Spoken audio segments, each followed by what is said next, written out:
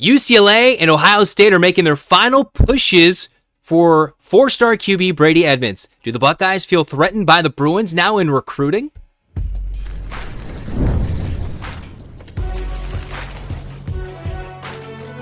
You are Locked On College Crossover, part of the Locked On Podcast Network. Your team every day.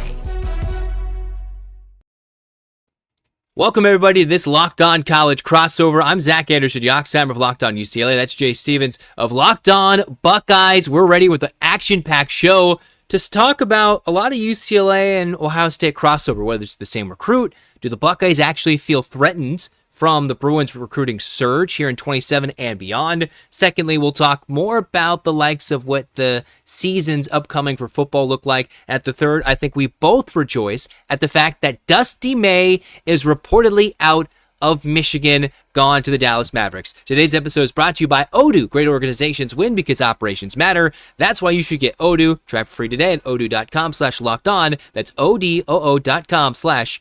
Locked On. Jay, it's a pleasure to have you. So many thoughts, so many things to talk about. Let's jump into the nitty-gritty. Brady Edmunds just took his an official visit to Ohio State. He's technically still committed to Ohio State as he's been to 2024. Thoughts, fears, lack thereof. What are your thoughts on the situation? As it sits right now for me and a lot of Ohio State fans, they feel comfortable with where Brady Edmunds sits. He was most recently at Ohio State before the official visit at Ohio State for some of the one-day camps, a 7-on-7, and then a single-day camp as well. He's been getting a lot of attention whenever he's in Columbus with the local media, but he's also been a kid that's been trying to make his mark as a football player, as an individual in the Columbus area. During the spring game, he ended up staying after for a few days and visited the Children's Hospital. So he's not just someone that's trying to get Ohio State's attention, be recruited by the Buckeyes. No, he's trying to make his mark in Columbus. I think that's very big for him.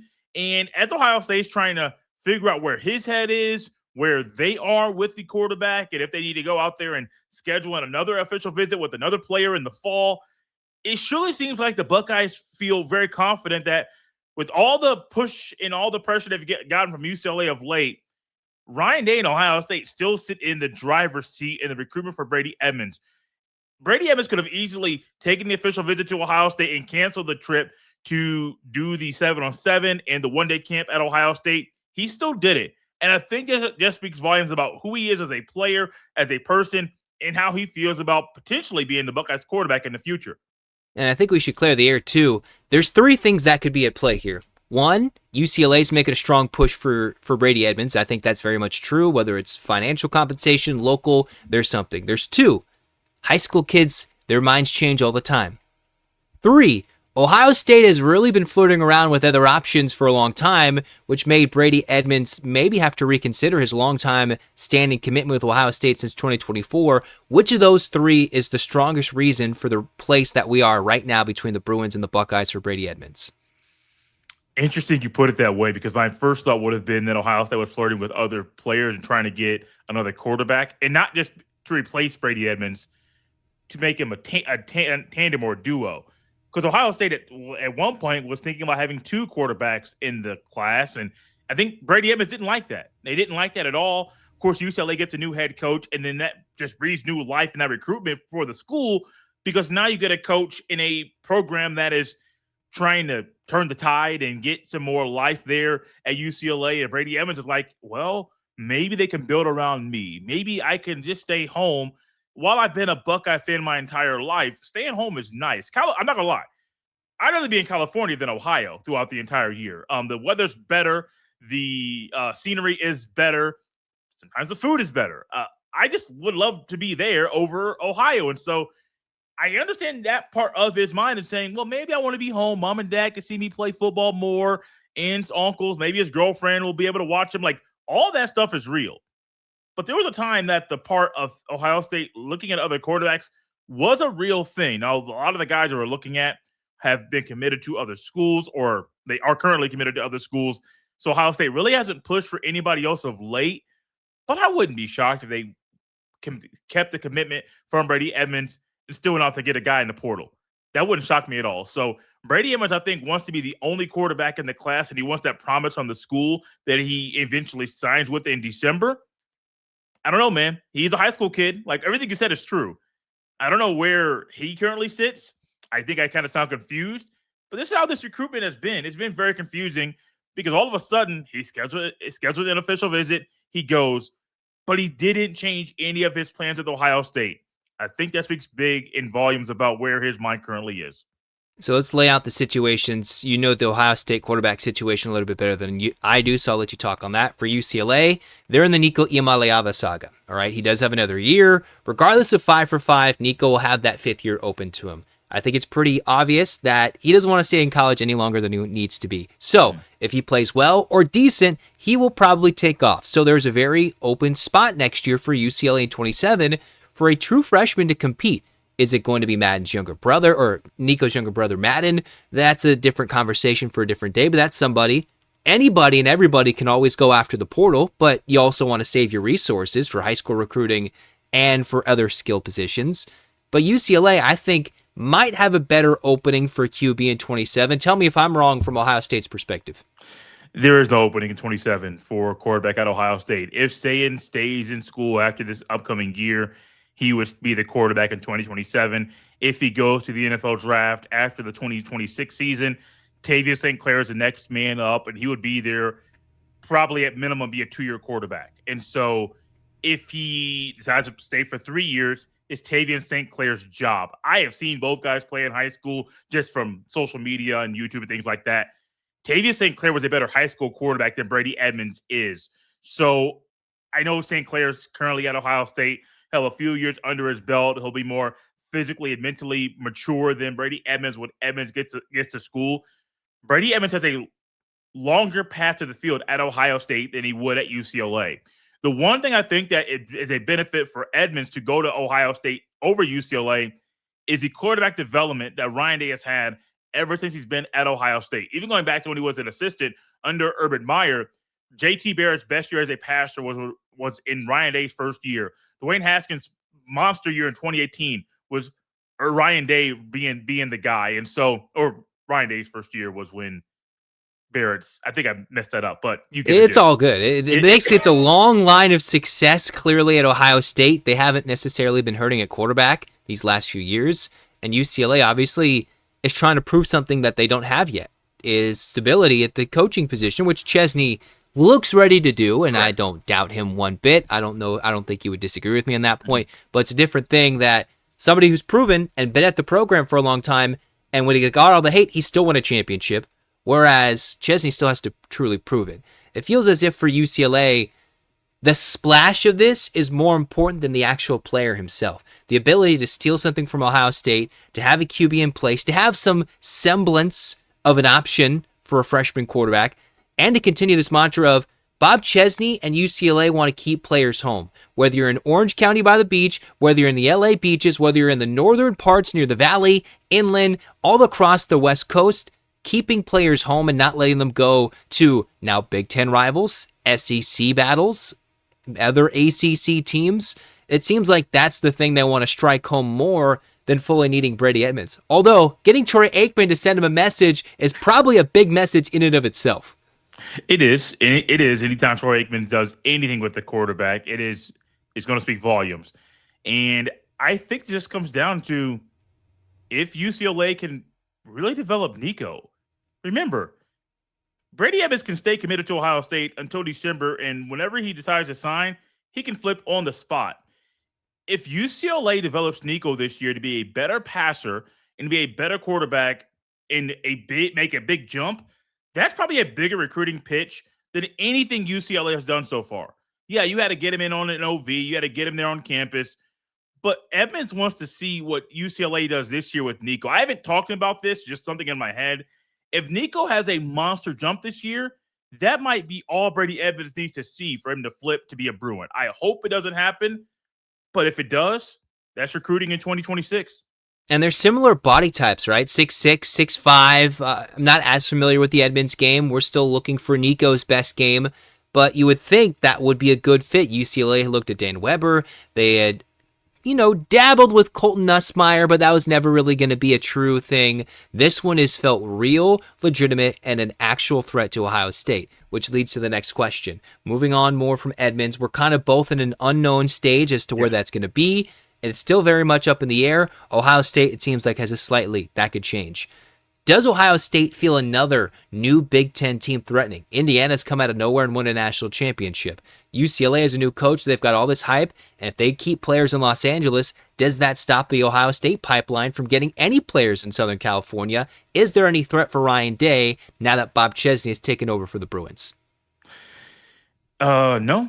There's not a threat at all. I was going to want to try to be a little bit more politically correct, Zach, but no, I don't feel threatened at all. I don't think Ryan Day might say, yes, there's a threat. The only team that really should feel threatened by UCLA is USC. They are still trying to figure out how to get to be in the top tier of the Big Ten. I don't think this is going to be their year. They should be better on defense. It should be better on offense. I still don't see them being in the top tier of the Big Ten. So no, Ohio State doesn't feel threatened at all. They don't. If they do, I would like to know why they're threatened by UCLA. Ohio State can go to Southern California and get players that neither UCLA nor USC can get. Why? Because of track record of success.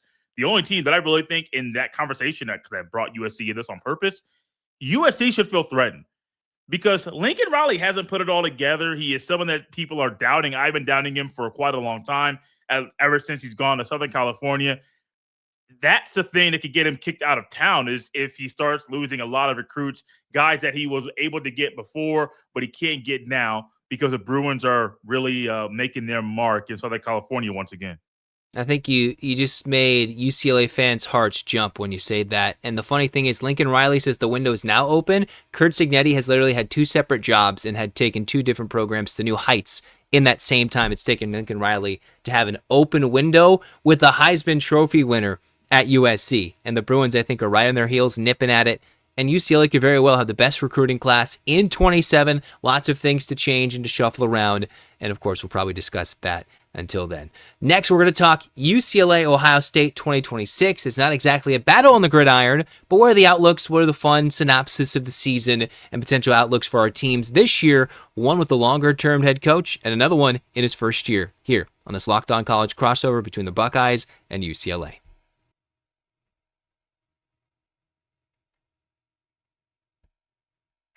Workplace chaos can show up fast, and that's where Indeed Sponsored Jobs comes in. Indeed Sponsored Jobs helps you reach candidates who actually fit what you're looking for based on skills, experience, location. Finding the right person can make all the difference, whether it's building a business or building a winning team. Think about this. UCLA, Ohio State, they're both looking for the right fits in their programs, whether it's football, recruiting, all sports, looking for the right fit. And sometimes some of the best moves organizations they're not always the splashiest ones. It's finding the person who fits exactly what the team needs right at the right moment, and that's the same idea between and behind Indeed Sponsored Jobs. Spend less time searching, more time actually interviewing candidates who check all your boxes. Less stress, less time, more results. When you need the right person to cut through the chaos, it's a job for Indeed Sponsored Jobs. Listeners of the show get a $75 sponsored job credit to help get your job the premium status it deserves at Indeed.com/podcast. Just go to Indeed.com/podcast right now and support our shows by saying you heard about this Indeed on this podcast. Indeed.com/podcast. Terms and conditions apply. Need to hire. It's a job for Indeed Sponsored Jobs. Also, check out our Everyday clubs, Locked On UCLA, Locked On Buckeyes, whether it's myself, Zach, or Jay. You can go get one-on-one access, get more fun, more info, more tidbits, ad-free episodes. Go check out the Locked On Everyday Club. More links, more knowledge are in the show notes, so go join and have the fun, and thanks for the support.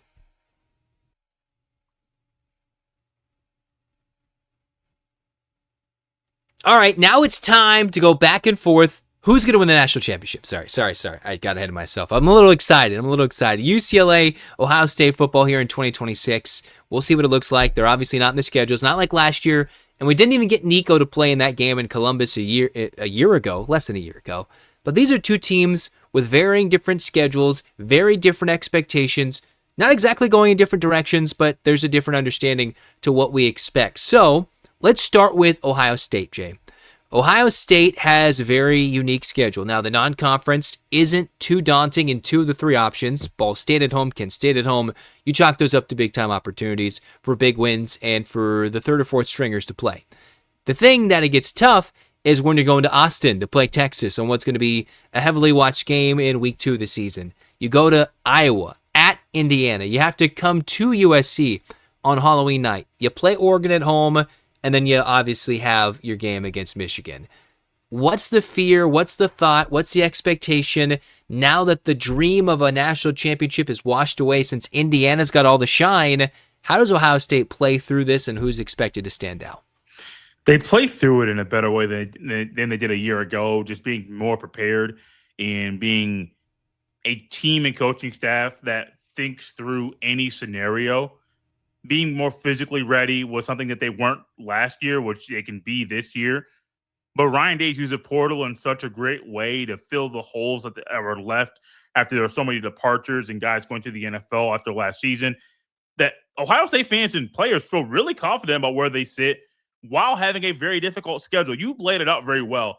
This schedule isn't easy. It's not going to be one where you can just roll in and win 10 games. You're going to have to go out there and play big boy football in over half of your games to win. And if you do so, you're going to be the number 1 team in the country. You're going to have a bigger mark on your back because you are the Buckeyes. There's already a mark on your back already when you walk on the field.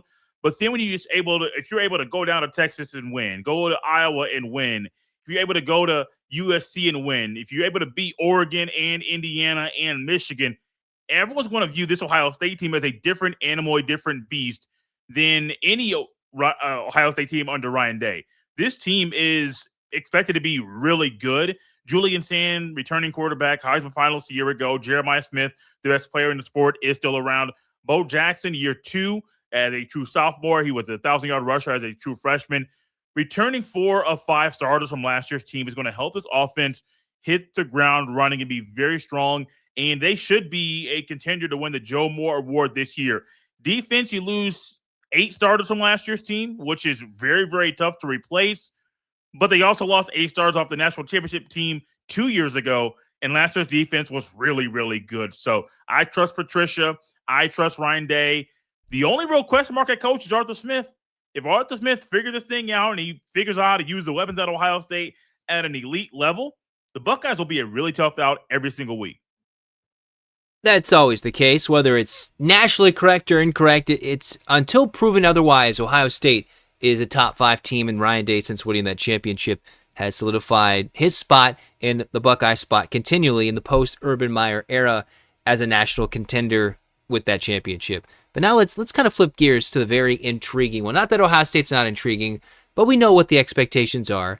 It's what UCLA brings to the table. And I know we were talking off air, discussing the schedule. You seem pretty hyped about this UCLA schedule in 2026 and what Bob Chesney could do in year 1 if they have a meteoric rise. Dude, this schedule is kind of easy. And I'm lowering my tone and kind of talking about how shocked I am.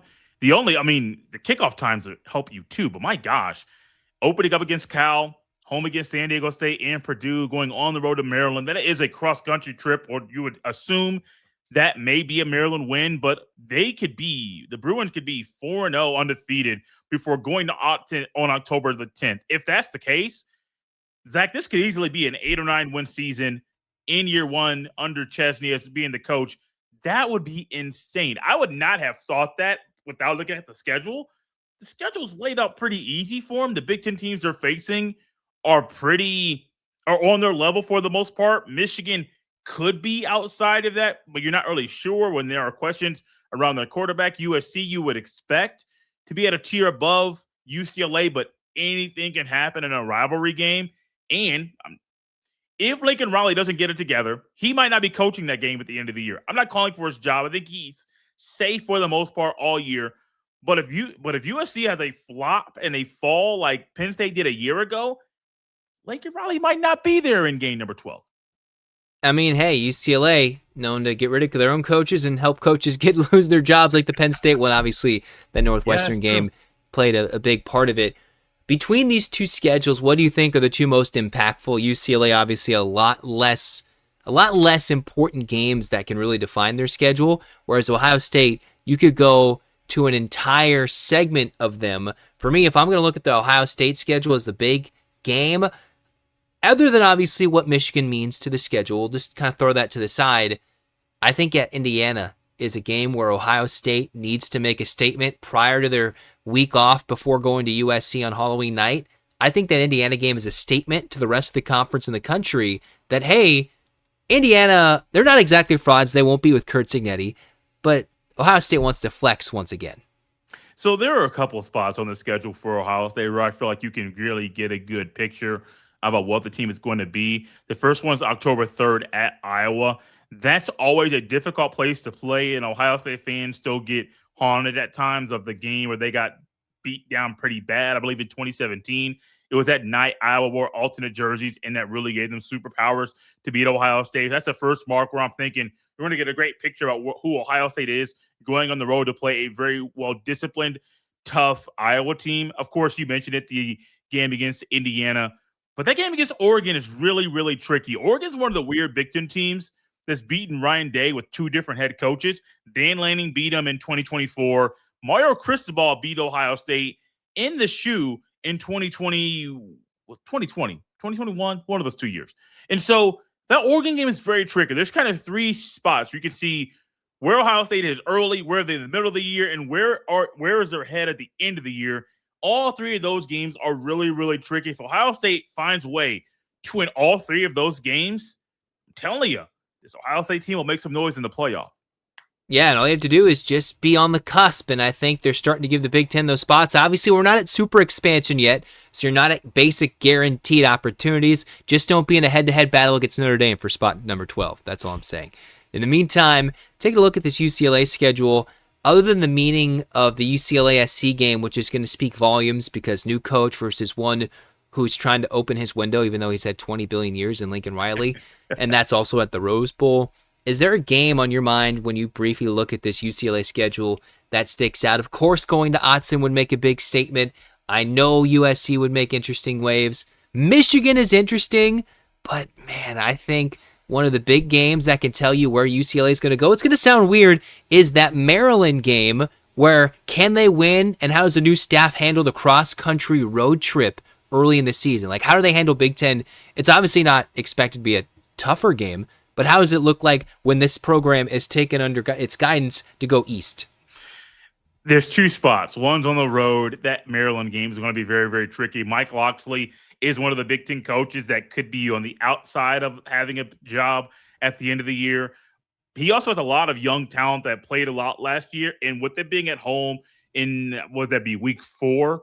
Mm-hmm. That's a game where you would assume Maryland's going to win, but I can't pencil it in. I won't put it in pen at all. That's a game that will really give a great picture about what UCLA is that year. If they can go across the country and beat Maryland, everybody's eyes will be open up in Big Ten country and say, oh, this might be a team that you can trust early in the year, and you're going to get a great picture of them in the first 4 weeks. That game against Michigan State, October 24th, two first-time head coaches at their new spots. Pat Fitzgerald is now at Michigan State, and so that's a coach who you have a lot of respect for.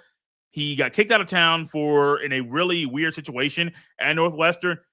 You don't know what to expect with Michigan State. They lose Aiden Childs. They lose Nick Marsh. They lose offensive weapons. Defense that couldn't tackle. The offense couldn't get anything going. You probably don't expect a lot from Michigan State.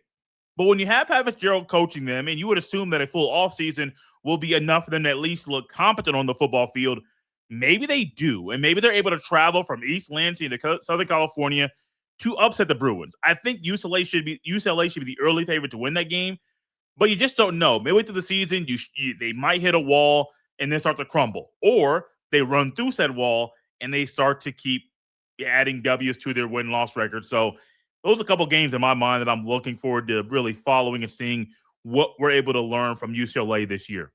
What we're going to learn more about next, though, is Dusty May reportedly gone. Ding dong, the witch is dead. Sorry. We'll talk more about that next. Basketball. Yes, Dusty May no longer. We'll both rejoice on Locked On UCLA and the Locked On Buckeye crossover.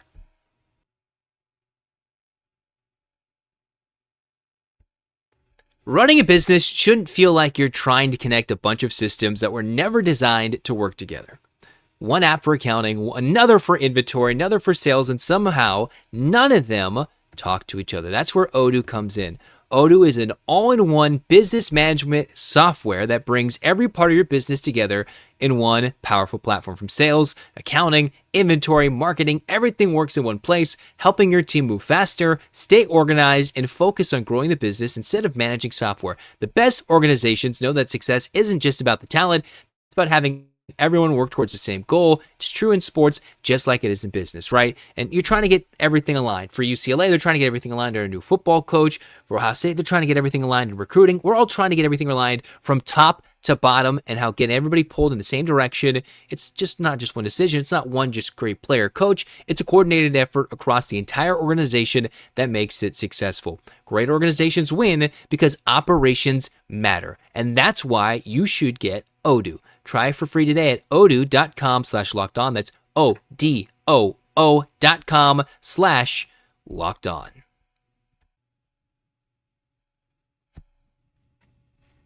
The day has come.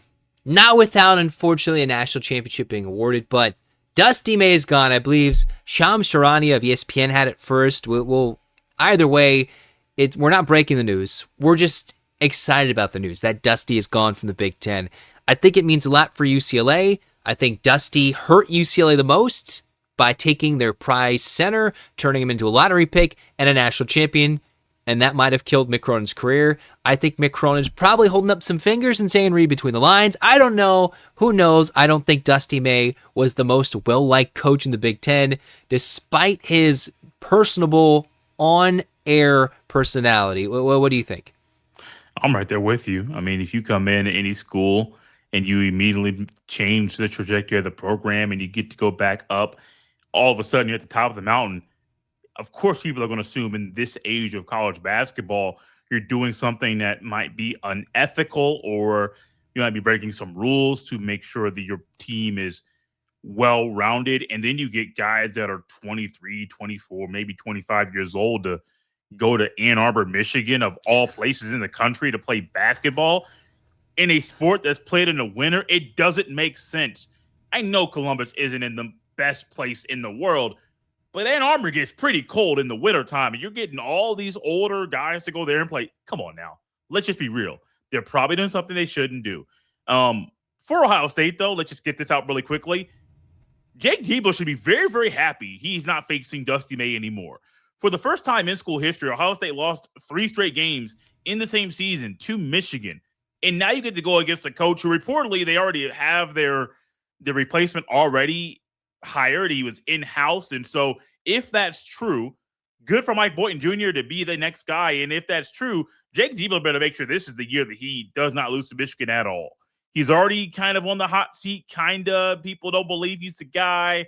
Has a pretty good portal class. He's a little bit younger, but he has to make sure that he builds chemistry right now so that Dusty May's departure just allows Ohio State to get the upper hand against the Wolverines the first time they play next year. For UCLA, they've played Michigan twice in the Dusty May era. The first time was in January of 2025. It led to Cronin's then viral comments, now very, very, very forgotten, when he called his team soft and delusional. And question is, I forgot about that. Yeah, that was a big one. Yeah, our players are soft and delusional. My coaches suck. That's not exactly what he said. I've gone over what his quotes were. That was my top 10 episode, by the way, Jay. That was top 10 Mick Cronin quotes. That was one of them I brought up. So he didn't exactly say they suck, but he was questioning everybody all around him. That was after the Michigan game. Then this year, UCLA loses Diamara. He goes to Michigan. And then you see Morez Johnson. You see a lot of top-tier talent going to Michigan from teams that desperately needed some of those players and were expecting to be successful with the Johnsons of the world like Illinois, with the Diamaras of the world at UCLA. That would have significantly changed the trajectory. And then the Bruins go to Michigan, and Diamar shooting threes, going behind the back. The first play they run for Mar, and they dunk on him, and they get laughed out of the building. And by the way, he goes and turns around and has a fit the next game at East Lansing with his boy Tom Izzo. So I think Mick Cronin is very, very happy he's not there. He won't poach the talent, and I think Mick Cronin tried to steal maybe a way of getting talent. It didn't necessarily work on the portal this year, but man, this certainly changes things. It looked like Michigan was preparing to maybe be a mini dynasty of 5 years of like, oh, they could be good, good, good, good. And now that's not necessarily guaranteed. Players can leave. I'm not sure if they will. And it does affect some aspects of recruiting. We're not really going to touch on that right now. It just means UCLA and Ohio State have a chance to get back to the top of the conference, while the team that was prepared to dominate the next half decade might go back down. And that's what you want. You don't want that team to be at the top. You never want them to be at the top. Anytime they're at the top, try to find a way to chop that tree down. And neither of these schools were in the running to try to chop the tree down. Mark Cuban is he sold his majority share. I don't know who the owner is or the guy in the front office in Dallas that was making this thing happen. I'm glad he did, though. I'm glad he opened up the bank account and brought that man from Michigan all the way down to Texas. Of course, the tax situation down there in Texas is a whole lot better than Michigan. So that's something he's going to really enjoy. But you don't want Michigan to be at the top. Back to Ohio State, though. They can't allow Michigan to still get the upper hand in this rivalry when the guy who just won the national championship isn't there anymore. And Mike Boynton was a decent coach. I wouldn't say he's an amazing coach. But you can't allow him to just get promoted at this time in the offseason and say, oh, business as usual in Ann Arbor. That can't happen. If it does, Zach, I'll be on the show ripping Jake Diebler, ripping the basketball team and say, oh, deja vu, here we go again. That means Jake Diebler is having the same path and trajectory as the previous head coach who got fired. I'm not going to call for his job, but I'll just say like, hey, maybe it's just time for the AD to find somebody else because it's the opportunity. The window is open for Ohio State to get the upper hand in this rivalry. And all of a sudden, they can't get the job done. For UCLA, Mick Cronin is what we would call the lukewarm seat. Should be the hot seat, but his contract says otherwise because he was gifted it by the UCLA AD. A cushy seat for the moment. When you lose one top-tier contender with their coach, after they just kind of took your best player, honestly, and ruined what should have been the most highly anticipated UCLA season in recent years, and won it with one of your players, he's got to find a way to get some vengeance. And it's not going to be in a head-to-head coaching battle anytime soon. I got family who are big-time Mavs fans, and as much as I've ripped Dusty May on the show, he's a fantastic coach. He can use a Diamar in ways that Mick Cronin just can't. If you're over 6'9", Mick Cronin doesn't know how to use you. Let's be honest. He doesn't. You know, he could find a Diamar, he can make it happen, and he wanted to stay, but after all went down, it faltered significantly. So, and with Dusty May, he took FAU to the Final Four and was basically on the doorstep of having them in the national championship game against Dan Hurley's UConn Huskies a couple years ago. So clearly he's a guy for the job that's going to work. I think he'll work for the Mavs, and this is huge for the Big Ten Conference because we're in this uneven pattern right now. Like USC might be weirdly good. Ohio State now is not going to feel threatened. I know Tom Izzo was a little weird and cagey with Dusty May and tripping play. Like, there's a lot of weirdness going on, and it frees open a spot. And I wonder how that's going to play out in the Big Ten. Do you have any final thoughts? No, not really. As far as like how it's going to play out, it's kind of the beautiful part about where we are in the offseason. It's June. Everybody's going to have the same message. We're building chemistry. Our guys are meshing well on the court. We got this young 5-star kid in that's going to light the world on fire. Every message is the same. And so fan bases, it's kind of like the NFL draft. Your boy gets drafted. You're excited. You're an NFL fan of fill in the blank team. There's 32 of them you can choose from. You're excited because you got the guy you wanted. It's kind of how it is right now in college basketball. There's nothing really bad going on. You could look at the financial piece and say, oh, well, that's bad. And the stuff going on in court and Congress, that stuff's bad. Okay, like you could look at all that stuff. But for the most part, things are great. Things are good. You're happy. You're satisfied. I don't really have anything to add right now, big picture-wise, because as an Ohio State basketball person that covers a team, I don't have anything bad to say. Things are going well. So I'm going to try my best to keep them that way, and things are going well includes Dusty May going down to Texas. That's good. That's exciting. And that's been fun, as that's been the whole show. That's Jay Stevens of Locked On Buckeyes. I'm Zach Anderson-Yoxsimer of Locked On UCLA. I'm pretty sure we'll link up one or two more times to debate what actually happens in the Brady Edmunds saga. We'll find out what happens, and maybe when they link up on the basketball court as well. Thanks for tuning in. Join the Everydayer clubs of our shows. Check the show notes. Click those links and support. We thank you very, very much. Thanks for being Everydayers, making this your first listen each and every day, whether it's Locked On Buckeyes or Locked On UCLA. For Jay, I'm Zach saying so long. And for me, I'm saying go Bruins. And for Jay, Go Bucks. all right. See you next time.